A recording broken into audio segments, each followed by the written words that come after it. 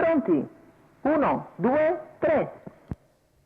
Buono il primo segnale. Sandro Miraglia con Victor Leo che ha preso la testa nei confronti di Zambana. Poi vediamo accodarsi terzo Roberto Faticoni con Uragano Stecca. Tanto a centrogruppo c'è l'errore di Brendas. Numero 6 Brendas, 15-1. squalificato. Primo passaggio davanti alle tribune con in vantaggio Victor Leo, seguito da Zambana, poi Uragano Stecca, una decina di metri segue il numero 8 di Vasterbo Skyite, poi Taiga Jet, poi vediamo Marco Stefani con Striker in sesta posizione, all'esterno è Simon Barboi.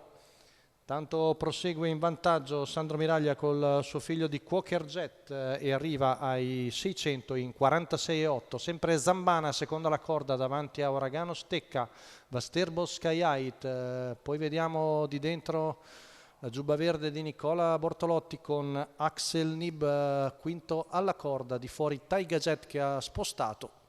E via via tutti gli altri con Victor Leo che prosegue nel preferito cliché di corsa di testa, tiene ritmo abbastanza sollecito, siamo ormai in prossimità del primo chilometro che viene passato in 1:17,9.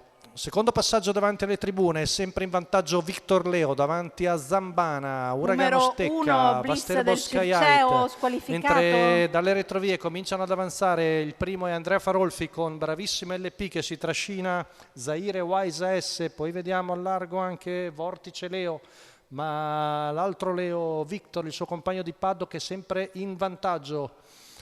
Con numero 14 Zambana, Striker, squalificato. Uragano Stecca.